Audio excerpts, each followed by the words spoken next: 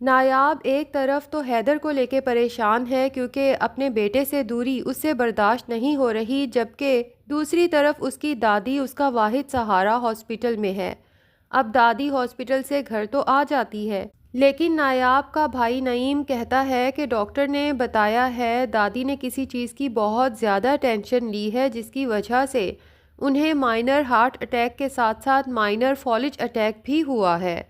نایاب اپنی دادی کے پاس جاتی ہے، بہت زیادہ روتی ہے ان کی حالت دیکھ کر اور کہتی ہے کہ دادی اب تو مجھے بھی لگتا ہے کہ میں سچ میں منحوس ہوں۔ دیکھے نا، میری ٹینشن کی وجہ سے آپ کی یہ حالت ہو گئی۔ دادی نایاب کو سمجھاتی ہیں کہ نایاب ایسی باتیں نہیں کرتے، یہ وقت امتحان کا ہے، اس میں صبر سے کام لو اور اللہ سے دعا مانگتی رہو۔ جب یہ وقت گزرے گا تو دیکھنا تمہیں اس کا بہت اجر ملے گا۔ لیکن نایاب تو اب بالکل مایوس ہو چکی ہے اور دادی سے کہتی ہے کہ اب کس اجر کا انتظار کروں دادی، جب پیدا ہوئی تو ماں باپ دنیا سے چلے گئے، ساری زندگی بھابھی نے مجھے نوکروں کی طرح رکھا، پھر جب زاویار سے شادی ہوئی تو مجھے یہی لگا کہ شاید یہ میرے صبر کا اجر ہے، لیکن نہ میں اپنی شادی بچا پائی اور میری وجہ سے زاویار کی دادی بھی ٹینشن لے کر اس دنیا سے چلی گئیں۔ پھر اللہ نے بیٹا دیا تو مجھے لگا شاید یہ میرے صبر کا اجر ہے، لیکن بیٹا بھی ان ظالم لوگوں نے چھین لیا اور اب جب گھر واپس آئی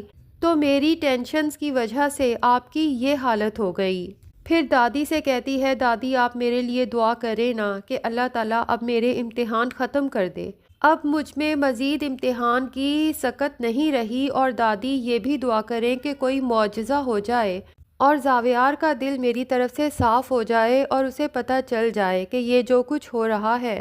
میرے خلاف تانیہ اور زاویار کی ممی کا بنا ہوا جال ہے جس میں میں پھنستی چلی گئی۔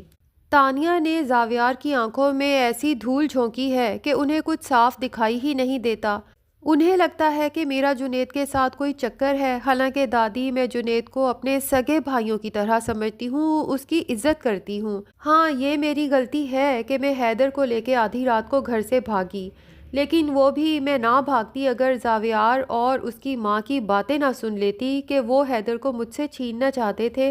جنید بھائی نے تو مجھے سمجھایا تھا کہ آپ گھر واپس چلیں، میں آپ کو آپ کا حق دلواؤں گا، لیکن میں نے ان کی بات نہیں مانی تو اس کے بعد بھی انہوں نے میرا ساتھ نہیں چھوڑا۔ انہیں فکر تھی کہ میں اکیلی حیدر کو لے کے کہاں جاؤں گی، میرے ساتھ کچھ برا ہو سکتا ہے، اسی لیے انہوں نے مجھے محفوظ مقام پہ رکھا۔ اور اس دن بھی جنید بھائی اسی لیے آئے تھے کہ حیدر کو بہت تیز بخار تھا، اسے ڈاکٹر کے پاس لے کے جانا تھا، لیکن پتہ نہیں اس تانیہ کو کیسے پتہ چل گیا کہ میں کہاں پہ ہوں اور جنید بھائی اس وقت میرے ساتھ ہیں۔ دادی درے نایاب کو حوصلہ دیتی ہیں کہ فکر نہ کرو، جھوٹ زیادہ عرصے چل نہیں سکتا اور سچ کا چہرہ بے نقاب ہو کے رہتا ہے۔ جنید تو یہ فیصلہ کر کے گھر جاتا ہے کہ آج زاویار بھائی کو دو ٹوک اپنی اور درے نایاب کی سچائی کے ساتھ ساتھ اس تانیہ کی حقیقت بھی بتا کے رہوں گا، لیکن زاویار تو اس کی کوئی بات ہی نہیں سنتا۔ جیسے ہی جنید کو گھر میں انٹر ہوتے دیکھتا ہے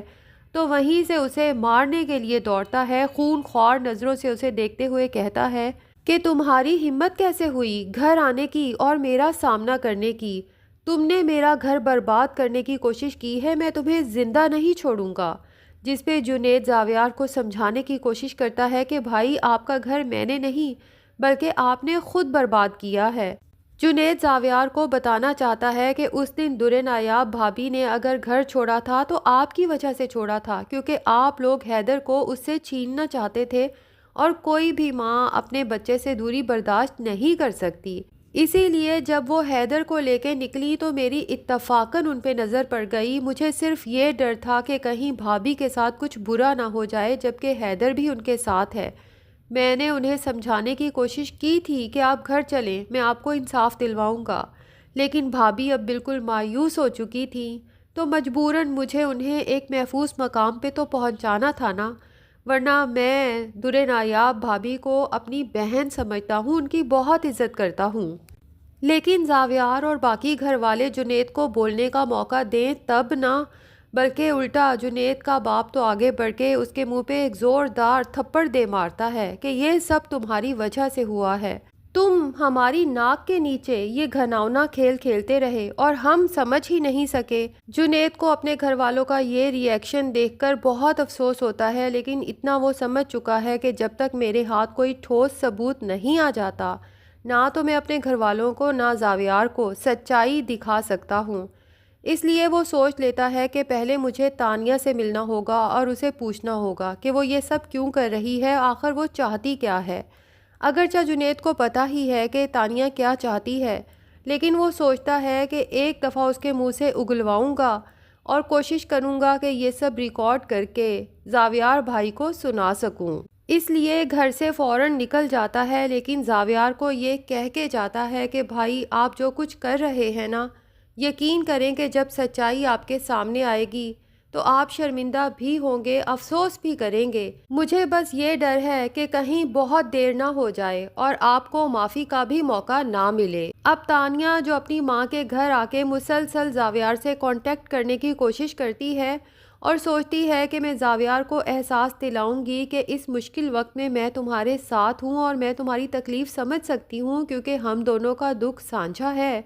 لیکن زاویار ہے کہ وہ تو اس کا فون اٹینڈ کرنا پسند ہی نہیں کرتا، بلکہ تانیہ سے کہتا ہے کہ مجھے تمہارے ساتھ کی کوئی ضرورت نہیں، میں اس وقت صرف تنہائی چاہتا ہوں، اس لیے برائے مہربانی دوبارہ کال نہ کرنا۔ تانیہ کو تو شدید غصہ آتا ہے، چیخنا چلانا شروع کر دیتی ہے تو اس کی ماں اسے سمجھاتی ہے کہ یہ تم کیا کر رہی ہو، تو تانیہ اپنی ماں کو بتاتی ہے کہ زاویار کی محبت حاصل کرنے کی کوشش کر رہی ہوں، لیکن اتنا سب کچھ ہو جانے کے باوجود بھی زاویار کے دماغ پہ وہی جاہل گوار نایاب سوار ہے، وہ مجھ سے بات تک نہیں کر رہا۔ تانیہ کی ماں کو شک ہوتا ہے کہ اس کی بیٹی نے کچھ غلط کیا ہے، اس لیے پوچھ ہی لیتی ہے کہ تانیہ مجھے سچ سچ بتاؤ کہ تم کیا کر کے آ رہی ہو، تو تانیہ ساری سٹوری اپنی ماں کو بتا دیتی ہے کہ یہ سارا کھیل میرا ہی کھیلا ہوا ہے، ورنہ نایاب کا اور جنید کا کوئی چکر نہیں ہے، میں صرف نایاب کو زاویار کی نظروں میں اور جنید کو سب گھر والوں کی نظروں میں برا بنانا چاہتی تھی تاکہ زاویار نایاب سے جان چھڑوا لے اور میں جنید سے ڈائیورس لے لوں، جس کے بعد زاویار کو حاصل کرنا میرے لیے آسان ہو جائے گا۔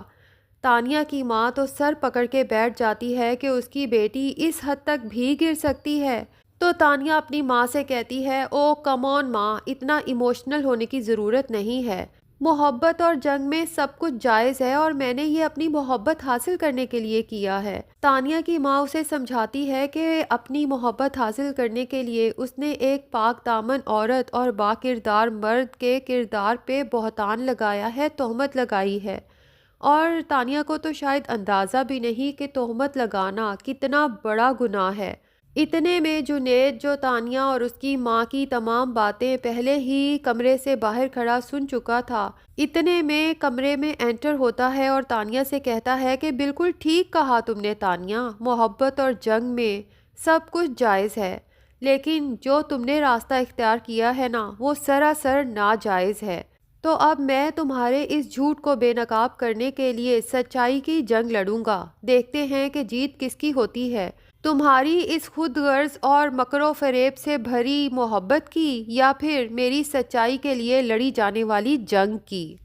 تو ناظرین لگتا تو یہی ہے کہ جنید تانیہ اور اس کی ماں کی تمام باتیں ریکارڈ کر لیتا ہے، اس کے بعد جب وہ زاویار اور سب گھر والوں کو وہ ریکارڈنگ سنائے گا تو سب اپنا سر پکڑ کے بیٹھ جائیں گے کہ تانیہ اتنا بڑا کھیل کھیل رہی تھی اور وہ سبھی ایک طرح سے وکٹم بنے ہوئے تھے کیونکہ سبھی اس کے جال میں پھنس چکے تھے، لیکن نگار بیگم تو خود بھی چالیں چل رہی تھی، کم سے کم وہ یہ نہیں کہہ سکتی کہ وہ تانیہ کے جال میں پھنسی تھی۔ تو اب دیکھنا یہ ہے کہ تانیہ کو پھنستا دیکھ کر بھی نگار بیگم کو کچھ شرم اور حیا آتی ہے یا نہیں، اور وہ اپنی غلطی کی معافی مانگتی ہے یا نہیں۔ تو کون کون چاہتا ہے کہ زاویار در نایاب کے پاس جائے، اس سے معافی مانگے اور اسے عزت سے گھر واپس لے کر آئے؟ کمنٹ سیکشن میں اپنی رائے کا اظہار ضرور کریں، اور اگر ہمارے چینل پہ نئے ہیں تو پلیز چینل کو بھی سبسکرائب کر لیں۔